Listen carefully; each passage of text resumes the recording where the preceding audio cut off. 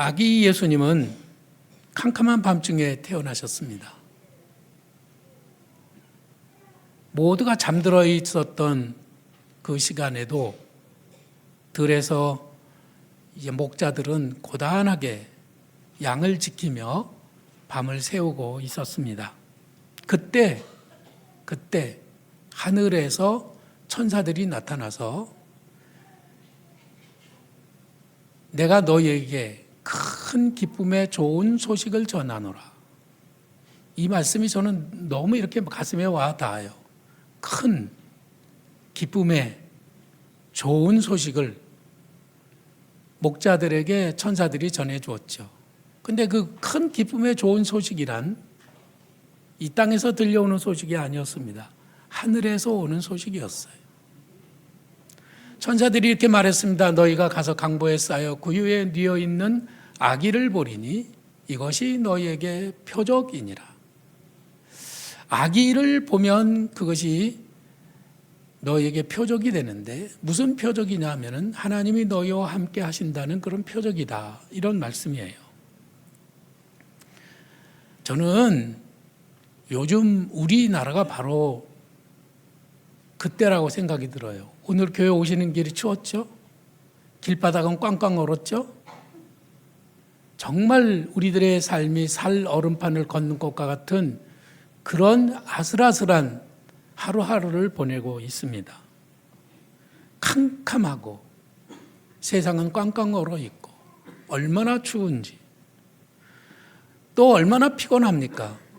모두들 살아가는 모습을 보면 뭐라고 말을 할 수가 없어요. 당신 왜 주일날 안 왔어? 당신 왜 헌금도 안 하는 거예요? 이런 말을 하면서 교인들을 이렇게 격려해야 되는데 그런 말을 할 수가 없어요. 모두가 힘들게 고단하게 하루하루를 살아가는데 어떻게 그런 말을 할 수가 있겠나 하는 것이죠. 오늘 우리들은 세상에서 들려오는 그런 소리가 아니라 이 힘들고 어려운 때 하늘에서 들려오는 하나님의 소리를 듣기를 원합니다. 그 소리에 귀를 기울이고 그 말씀이 어떤 말씀이든지 아멘하고 순종하고 그 말씀대로 움직일 수 있는 그런 담대한 성도들이 되시기를 축원합니다. 저는 가끔 두려운 마음으로 하나님께 질문을 드립니다. 하나님, 지금 우리가 하는 일들은 잘 될 건가요? 여러분은 어떻게 생각하십니까? 이제 12월 31일에 우리들은 하디 기념교회로 교회 이름을 바꾸고 이제 다리도 없는 요단강으로 뛰어들려고 생각을 하고 있습니다. 무사히 요단강을 건너갈 수 있을까요? 갑자기 기운이 없어지죠? 하나님, 지금 세상은 꽝꽝 얼어 있고 전쟁의 소문이 들리고 있습니다. 이 힘들고 어려운 때 우리는 지금 교회를 건축하려고 합니다. 다음 세대를 위하여 학교를 세우고 우리 자녀들을 하나님의 말씀으로 키워보려고 합니다. 하나님, 이거 정말 잘 될까요? 지금 다들 오히려 하던 일을 중단하고 그리고 학교도 문을 닫고 병원도 문을 닫고 다들 문을 닫는 그런 시대에 우리들이 살고 있고 경제는 바닥이고 정치는 혼동이고 민심은 불안하기 짝이 없는 이럴 때 우리가 정말 잘 될까요? 누가 망했다더라, 어디가 문을 닫았다더라 그런 얘기를 들으면 막 가슴이 철렁 내려앉아요.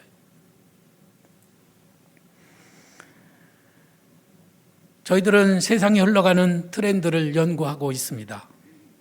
경제를 연구하는 사람들의 이야기에 귀를 기울이면서 환율은 어떻게 될 건지 또 금리는 올라갈 건지 내려갈 건지 민감하게 체크를 하고 있습니다. 국제정치가 어떻게 변해갈 것인지 전쟁이 언제 끝날 것인지 민감하게 주시하고 있는데 아무래도 하루 이틀, 한 달, 두 달 사이로는 돌파구가 보이지를 않는 상황입니다. 그래서 아무래도 이 세상에서 들려오는 정보와 이 소식들을 종합해 볼 때는 잘 안 될 것 같은 그런 생각으로 가득한 것입니다. 그 속에서는 희망을 볼 수가 없다는 뜻입니다. 그래서 오늘 우리는 하늘에서 들리는 소식에 귀를 기울이려고 합니다. 우리에게는 가장 중요한 특급 정보, 하나님의 말씀이 있습니다. 세상에서 들려오는 소식과는 완전히 다른, 새로운, 정말 온 세상을 다스리시는, 역사를 주관하시는 하나님이 오늘 우리에게 말씀하시고 우리들에게 새롭게 용기를 주십니다. 그 말씀에 오늘 붙들리고 그 말씀을 마음에 담고 담대히 세상으로 나가는 성도들이 되기를 축원합니다. 유다에 아하스라고 하는 임금이 있었습니다. 이 아하스라고 하는 임금은요, 작고 힘없는 나라를 다스리면서 누구보다도 더 열심히 처절하게 몸부림을 치면서 애를 쓴 사람입니다. 그는 큰 나라들의 틈바구니에서 어떻게 나라를 다스려야 될지 고민하고 또 고민했습니다. 생각해 보세요. 경상북도와 경상남도만한 그 조그만 나라를 다스리는 그 유다의 왕이 얼마나 힘들었겠습니까? 그 주변에는 아수르며 아람이며 이집트며 하는 큰 나라들이 자리를 잡고 있어서 틈바구니에서 이 유다라는 나라는 어떻게 해볼 도리가 없었던 것이죠. 어떻게 하면 이 나라를 부강하게 만들 수 있을까 고민하던 이 아하스 왕은 아수르라는 나라에 찾아갔습니다. 지금 막 뜨고 있는 아수르, 세계를 정복하고 있는 초강대국 아수르 찾아가서 이 나라 사람들은 왜 이렇게 잘 사는 거야? 이 나라 사람들은 왜 이렇게 큰 나라를 세우고 있는 거야? 그 나라가 기침하면 유다는 감기에 걸립니다. 그래서 찾아가서 봤더니 제단이 얼마나 큰지, 그들이 섬기는 신이 진짜 신인 것 같았어요. 예루살렘에 있는 조그만 성전, 그곳에서 예배하는 그 하나님은 너무 부끄럽고 보이는 거예요. 그래서 이 아하스 왕은 그 아수르에 있는 신전을 그림을 그려가지고 와서 예루살렘 성전을 그대로 봄따고 그대로 수리를 하고 그리고 그들의 신을 섬기는 제단을 만들었습니다. 얼마나 우상을 열심히 섬겼는지 우상을 섬기는 중에 자기 아들을 불에 태워서 제물로 바칠 만큼 열심히 우상을 섬겼어요. 그 몸부림이 느껴지십니까? 무지무지하게 나라를 위해서 애쓰고 몸부림을 쳤던 거예요. 그러나 그의 열심은 허사로 돌아가고 어려움은 하루도 그칠 새 없이 계속됐습니다. 어느 날 아침 북이스라엘의 베가 왕이 아람 왕 르신과 동맹을 맺고 군대를 합해가지고 유다를 공격해 왔습니다. 하루아침에 전쟁이 일어난 것입니다. 큰 나라 둘이 합해가지고 작은 나라 유다를 공격해 왔으니까 이 작은 나라는 감당할 길이 없는 겁니다. 여러분 얼마나 두려웠겠어요. 우리가 한번 생각해 봅시다. 우리나라에 만일에 저 위쪽에서 공격을 해왔는데 자기만 온 게 아니라 더 큰 나라 옆에 있는 더 큰 나라하고 힘을 합해가지고 우리나라를 공격해 왔다고 합시다. 무서워요, 안 무서워요? 막 무섭죠. 아하스 왕은 그래서 그 백성들과 함께 그 전쟁의 소식을 듣고 나무가 바람에 흔들리는 것처럼 떨었다고 성경은 써 있어요. 부들부들 떨었습니다. 이 몸을 주체할 수 없이 벌거벗고 추위에 나가 있는 것처럼 아다다다다다다 떨었던 거예요. 이스라엘만 상대해도 쉽지 않은데 아람과 동맹을 해서 큰 군대가 공격을 해왔으니 아하스 왕은 크게 낙담했습니다. 아, 이제 우리는 망했구나. 그렇게 생각하고 있을 때 하나님께서 이사야 선지자를 아하스 왕에게 보내셔서 두려워하지 말라고 말씀을 하셨어요. 이 땅에서 오는 소식은 전쟁의 소식이고, 이 땅에서 오는 소식은 절망이고, 이 땅에서 오는 소식은 아무것도 희망이 없는데 하늘에서 오는 소식은 두려워하지 말라고 말씀해 주신 것입니다. 하나님이 선지자를 통해서 말씀하십니다. 그 둘은 연기 나는 두 부지깽이에 지나지 않으니 두려워하거나 놀라지 말라. 부지깽이 두 개니까 뭐 그까짓 거 야 게임도 안 돼. 걱정하지 마. 이렇게 말씀하신 거예요. 그들의 도모는 서지 못할 것이라는 확실한 말씀을 주셨습니다. 하나님께서는 우리가 두려워하고 우리가 무서워하고 어쩔 줄 몰라 하고 낙심하고 절망하고 잠을 이루지 못하고 근심하고 그러면요 꼭 그냥 두지 않았어요. 어떻게 해서든지 말씀을 주시는 겁니다. 우리가 만일 그때 귀를 기울일 수 있다면 하늘에서 오는 음성을 우리는 들을 수 있을 거예요. 만일 우리가 그런 상황에 처해 있을 때 하나님께서 선지자를 보내서 두려워하지 말라 이렇게 말씀해 주시면 우리는 어떻게 해야 되죠? 어떻게 할 것 같아요? 아멘 할렐루야 그러면서 막 어깨춤을 추면서 이제 나는 살았다. 하나님이 날 구해 주신다고 하시니 이제는 걱정이 없다. 그러고 잠자리에 들어가서 깊이 잠을 잘 것 같아요. 정말로 그럴까요? 놀랍게도 아하스 왕은 선지자의 이런 말씀을 들었지만 시큰둥합니다. 전혀 반응이 없는 거예요. 왜 그랬을까요? 때때로 하늘에서 들려오는 소식은 우리하고는 아무 상관이 없는 정말 뜬구름 잡기 같은 그런 말씀으로 올 때가 있습니다. 현실과는 정반대일 경우가 너무 많은 거예요. 그래서 믿어지지 않는 것이죠. 아하스 왕은 철저하게 현실주의자였습니다. 걱정하지 말라는 말씀만으로는 손에 잡히는 게 아무것도 없는데 말로만 그렇게 해가지고 뭐 어떻게 하라는 거야. 그 말씀은 너무나 공허했던 것이죠. 시큰둥하니까 선지자가 다시 이렇게 말해요. 너희가 믿지 못하면 굳게 서지 못할 것이다. 믿어라 이 말씀이죠. 그는 하나님을 섬기는 유다의 왕이었지만 이 상황은 군대가 아니면 안 돼. 이거는 현찰이 있어야 되는 문제야. 설교만으로는 안 되는 거야. 이렇게 생각했던 것이죠. 그래서 그는 더 강한 나라 아수르에 돈을 보내고 군대를 요청했던 것입니다. 만일에 우리나라에 전쟁이 일어나면 여러분은 어떻게 하실 것 같아요? 1.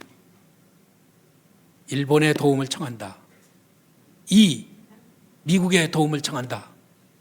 3. 예배당으로 달려가서 기도한다. 어떻게 하실 것 같아요? 3번 할렐루야. 절대로 일본이나 미국이 우리를 먼저 도와주지 않는다는 거. 하나님이 그들을 움직이셔야만 그들이 움직이는 거지. 하나님 없이 그들이 우리를 돕는다고 하는 것은 그는 허세입니다. 믿을 수가 없는 거예요. 이 믿지 않는 아하스 왕을 하나님은 참 안타깝게 보셨어요. 저 같으면은 그래 이 믿음 없는 놈아 너 믿음 없이 고생이나 직사게 해라. 그러고 확 고개 돌려버릴 것 같아. 그런데 하나님은 놀라우신 분이에요. 이 아하스 왕에게 제발 그러지 말라고 하시면서 네가 그렇게 믿음이 없으면 징조를 구하라. 그러면 내가 징조를 주겠다. 하늘에서 구해라. 하늘에서 주고 땅에서 구해라. 땅에서도 주겠다. 이렇게 말씀을 하신 겁니다. 너는 내 하나님 여호와께 한 징조를 구하되 깊은 데서 구하든지 높은 데서 구하든지 구하라. 그렇게 말씀을 하셨지만 놀랍게도 아하스 왕은 나는 구하지 않겠습니다. 여호와를 시험하지 않겠습니다라며 굉장히 정중하게 하나님의 요청을 사양하고 있습니다. 한마디로 그는 그런 것들은 믿을 게 아니라는 것이죠. 자기는 기적을 믿지 않는다고 하는 것입니다. 오늘의 우리 상황, 이 아하스 왕이 처한 상황, 이것은 하나님의 기적이 아니면 해결할 수 없는 상황인 거예요. 그렇기 때문에 그런 상황에서 네가 기적을 구하면 내가 기적을 보여주겠다 하시지만 아하스는 나는 기적 같은 거 믿지 않아요. 이렇게 했던 거예요. 근데 난 여러분들이 그래도 제가 이렇게 허무맹랑한 소리를 하고 기적을 믿으라고 그러는데도 주일이면 이렇게 꼬박꼬박 오셔서 앉아서 들으시는 것이 너무 신기한 거 있죠. 감사해요. 감사해요. 기드온은 하나님이 말씀하실 때 하나님 정말이에요? 제가 믿을 수 있도록 표적을 주세요. 그래서 하나님께서 기드온에게 믿음을 주시려고 표적을 주셨습니다. 그래서 기드온은 하나님이 주시는 그 표적을 붙들고 믿음으로 하나님이 나와 함께 하시면 제가 나가서 싸우겠습니다. 그래서 기드온의 300용사를 데리고 가서 미디안의 수십만의 군사를 물리쳤잖아요. 할렐루야. 만일에 하나님이 네가 표적을 구하라, 징조를 구하라 하시면 우리들은 어떻게 해야 되죠? 믿음 없는 우리가 믿음을 가질 수 있도록 하나님 이렇게 해주세요, 저렇게 해주세요. 히스기야 왕은 제 병 들어 죽게 되었을 때 하나님이 내 병을 고쳐주겠다 하니까 징조를 구하잖아요. 그렇죠? 표적을 구할 때 어떻게 했습니까? 해시계가 15도 뒤로 물러가게 해주십시오. 그래서 그 표적을 보고 히스기야가 믿음이 생겨서 죽을 병에서 낫게 된 것입니다. 표적을 긍정적으로 보고 표적으로 인하여 돌아서 믿음이 생긴다면 얼마나 좋겠어요. 그런데 이 아하스 왕은 그것마저도 거절한 것입니다. 관두세요. 저는 표적 같은 거 바라지도 않고 기적 같은 거 믿지도 않습니다. 이렇게 얘기한 것입니다. 오늘 우리는 어떻습니까? 가만히 보면 아하스의 이런 믿음 없는 태도는 그 사람만 그런 것이 아니라 우리들 주변에도 사실은 굉장히 많아요. 제가 이렇게 설교하면은 성도들이 앉아서 들으면서도 아유, 설교 말씀은 참 좋은데 목사님이 우리 현실을 알아? 지금 내가 빚에 쪼들리고 있고 내가 이 사업에 지금 힘들고 내가 좀 이렇게 참 가정이 이렇게 저렇게 어려운 거를 목사님이 아시긴 하겠어? 그러면서 현실을 내세우고 하나님의 말씀을 안 듣는 겁니다. 심지어는 목사인 나도 성경을 읽기보다는 핸드폰 쳐다보면서 세상에서 들려오는 소식이 뭐가 있는가, 요즘의 트렌드는 무엇인가, 어떤 정보가 유익한가, 그거 살피는데 더 부지런할 때가 너무 많은 거예요. 그런 상황을 볼 때 선지자 이사야는 마음이 답답했습니다. 그래서 이렇게 말하죠. 너희가 사람을 괴롭히고서도 그것도 모자라서 또 하나님을 괴롭게 하느냐. 그렇게 꾸짖고 이렇게 말씀하시죠. 뭐라고 하셨습니까? 그러므로 주께서 친히 징조를 너희에게 주실 것이라. 보라, 처녀가 잉태하여 아들을 낳을 것이요 그의 이름을 임마누엘이라 하리라. 보세요. 유다가 아람과 이스라엘 동맹군을 무찌르는 것과 처녀가 아들을 낳는 것과 둘 중에 어느 것이 더 쉽겠습니까? 표적이라고 하는 것은 절대 불가능한 것이 일어날 수 있어야만 그것이 표적이에요. 하나님은 네가 불가능하다고 생각하는 처녀가 아들을 낳는 그 일을 내가 증표로 보여주마. 이 일이 훨씬 더 어려운 일이지만 내가 보여줄 테니 너 제발 좀 믿어다오. 그러고 표적을 주시는 거예요.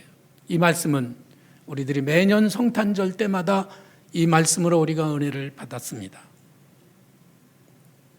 하나님이 말씀하십니다. 그 이름을 임마누엘이라 하리라. 임마누엘이란 무슨 뜻입니까? 마태복음 1장 23절에 보면은 임마누엘이라 하리니 이는 번역한즉 하나님이 우리와 함께 하심이라는 뜻이라.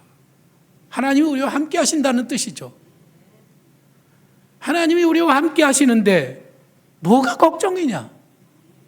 두려워하지 말아라. 내가 모든 문제를 해결해 주마. 이런 말씀인 거예요. 그런데도 그는 믿지 않았습니다. 그래서 하나님께서 또 다시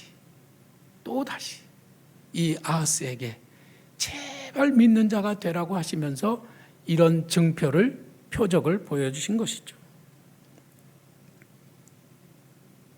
세 번째 말씀하신 거예요. 나는 못 믿어요. 그런데 믿는 자가 되라고 하시고, 그들은 두 부직갱이라고 말씀하시고, 그래도 못 믿어요. 표적을 구하라. 나는 안 구해요. 내가 너에게 표적을 주리니 처녀가 잉태하여 아들을 낳을 것이다.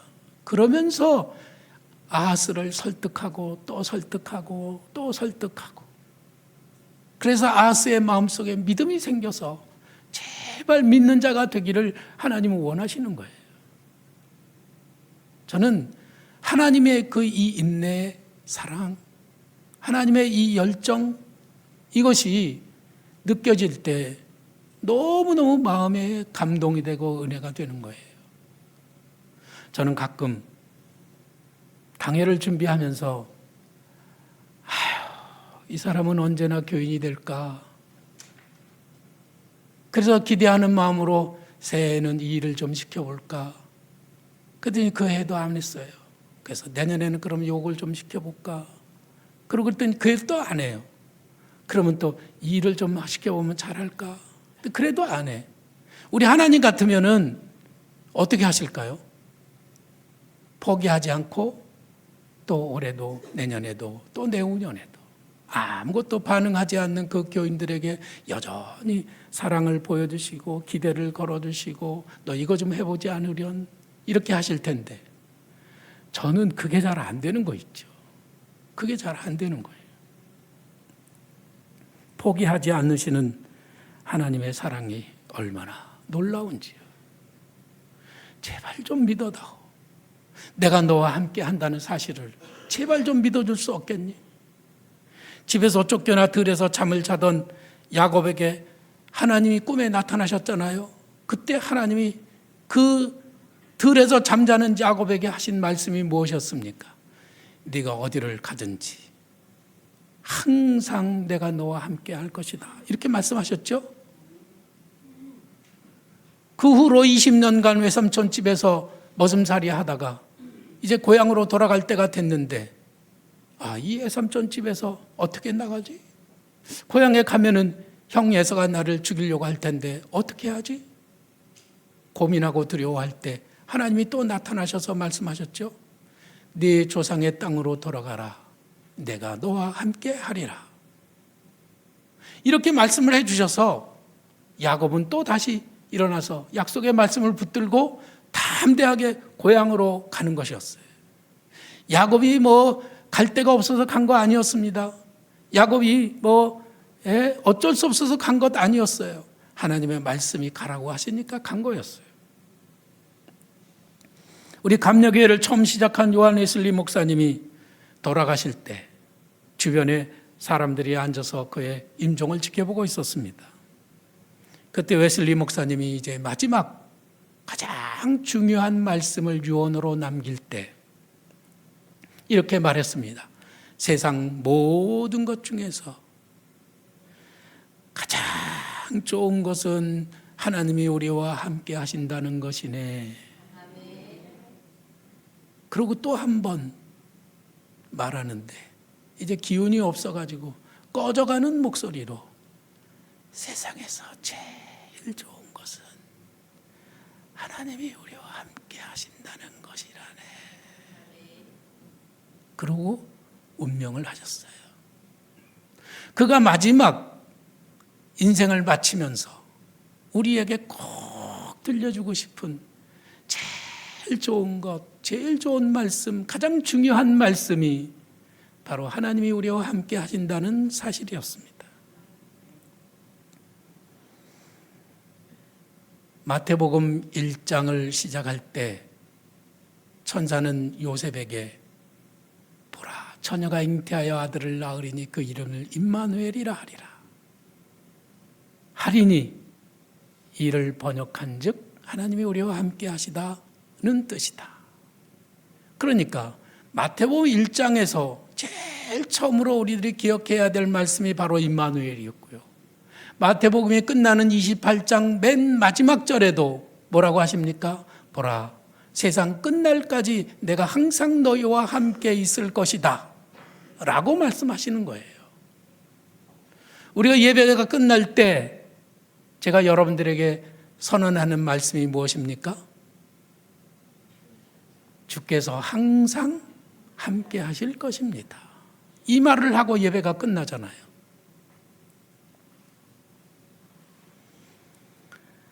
우리가 하디드림교회로 새롭게 시작하려고 합니다. 교회를 새롭게 시작하면은 어려움이 싹 가시고 우리는 고속도로를 쌩쌩 달려가는 그런 인생을 살아가게 될까요? 저는 그걸 약속하지 못합니다. 그러나 반드시 우리가 믿어야 할 사실, 제가 여러분들에게 강조하고 또 강조해서 드리는 말씀은 뭐냐면 임마누엘, 하나님이 우리와 함께 계시다는 사실입니다. 그렇기 때문에 그 어떤 일에서도 두려워하거나 쫄거나 뒤로 물러서거나 낙심하거나 포기하거나 나는 알 수 없다거나 그런 일은 있을 수가 없다는 것이죠. 어떤 분은 비행기 타고 가다가 떨어지면 가족이 몰사할까 봐 부부는 절대로 안 타진다잖아요. 그렇게 수십 년을 살았는데 가만히 보니까는 뭐 타도 괜찮더라. 여러분, 두려워서 하지 못하고 있는 일이 있습니까? 그는 기회를 잃어버릴 거예요. 우리 아이들이 자라나고 있습니다. 우리 아이들에게 하나님의 말씀을 가르치고 우리 아이들이 하나님의 말씀으로 미래를 꿈꾸고 하나님 나라의 일꾼이 되도록 하자고 여러분들에게 제가 권하고 권해드리는데 여러분들이 듣지 않아요. 많은 분들이 움직이지 않습니다. 그렇게 해서 1년이 가고 2년이 가고 3년이 가고 10년이 가고 시간이 많이 흘러가 버리면 그때는 그 시간은 다시 돌아오지 않는 거예요. 그래서 안타까운 거예요. 돈이 없으면 돈이 없어서 그렇다고 저에게 말씀하세요. 그러면 제가 책임을 지겠습니다. 돈이 문제가 아니죠. 제발 믿는 자가 되라고 우리 주님은 우리에게 오늘도 당부하고 계시는 겁니다.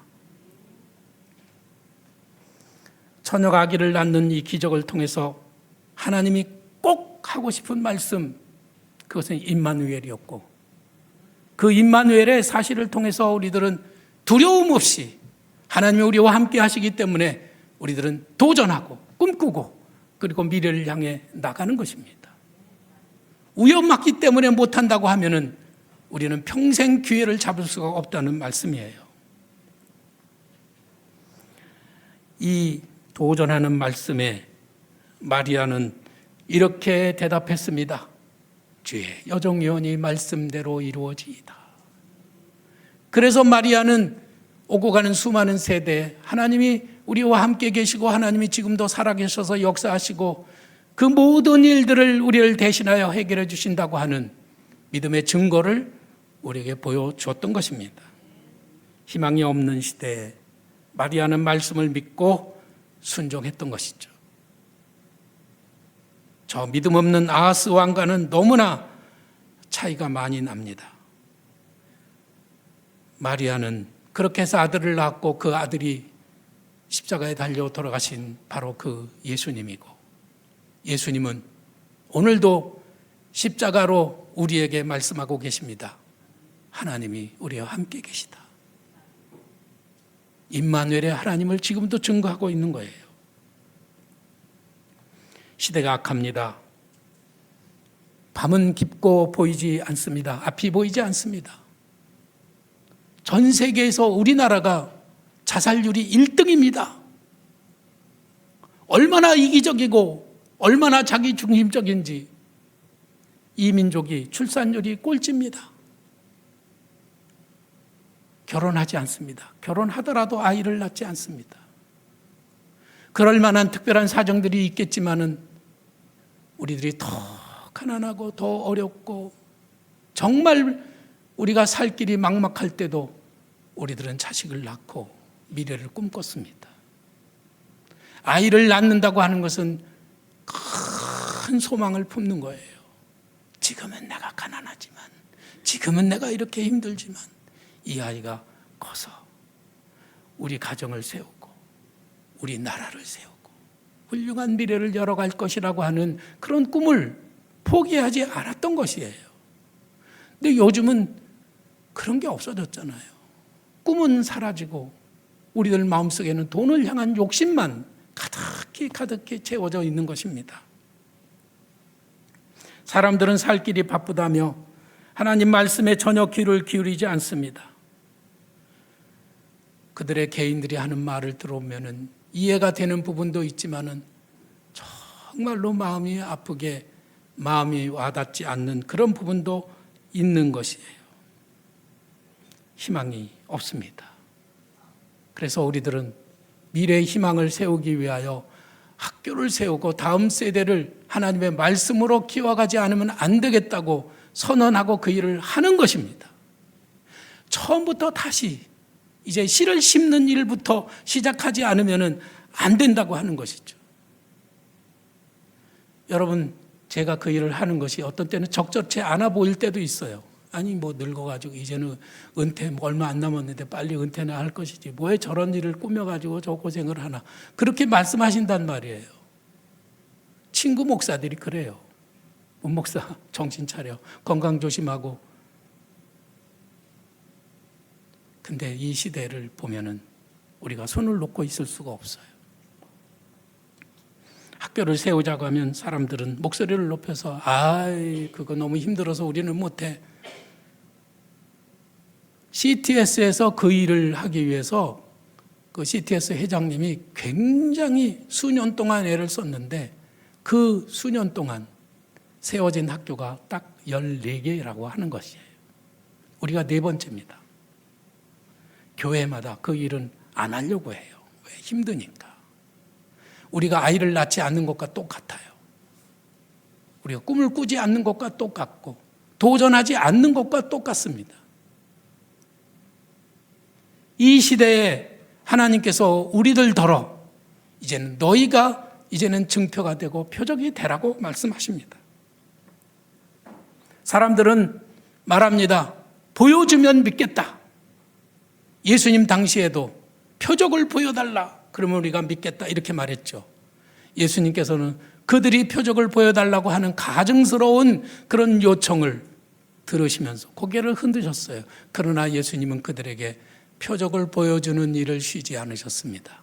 안진병이를 일으키시고 눈먼 자를 보게 하시고 나병 환자를 고쳐주시고 그리고 심지어는 죽은 자를 살리시면서까지 자기가 메시아요, 하나님이 우리와 지금도 함께 계신다고 하는 사실을 증거로 보여주셨던 것이에요.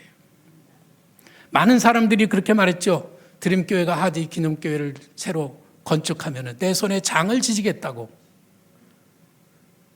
그렇게 말을 했습니다.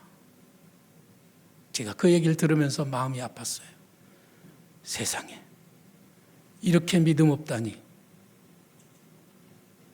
근데 우리가 만일 교회를 세우고 학교를 세우고 그 일을 감당하게 된다면 사람들은 어떻게 할까요? 야, 드림교회가 하디 기념교회를 세우고 학교를 세워서 저렇게 하고 있는 것을 보니 과연 하나님이 우리와 함께 계시는구나. 믿지 않을까요? 믿지 않을까요? 내가 힘이 없고 내가 늙었고 내가 약하고 내가 가난하지만 내가 만일 하나님의 말씀을 믿고 나와 함께 하신다는 임마누엘의 신앙을 가지고 오늘도 꿈꾸고 오늘도 도전하면서 나가게 된다면 하나님의 영광을 받으시고 많은 사람들은 그 일로 인하여 다시금 소망을 얻게 될 것입니다. 저는 복음 찬양 중에 나로부터 시작되리라고 하는 찬양이 생각이 났습니다. 주님을 크게 보는 믿음 가지고 세상에 나타내리라 놀라운 주의 사랑을. 이 찬양이 너무 이 가슴에 와 닿았어요. 우리 함께 이 찬양을 함께 부르면서 오늘 말씀을 여러분들에게 주시는 말씀으로 마음에 담기를 바랍니다.